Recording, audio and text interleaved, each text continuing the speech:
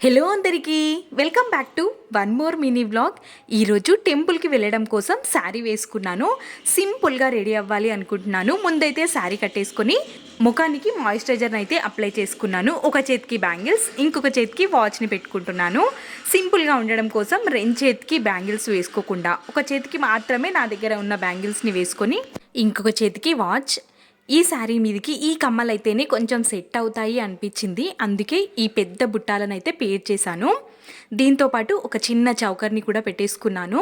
నేను కట్టుకున్న శారీ హెవీ లుక్తో సింపుల్గా కట్టుకోవడానికి ఈజీగా వచ్చే విధంగా, ఎక్కువసేపు క్యారీ చేసే విధంగా చాలా బాగుంది.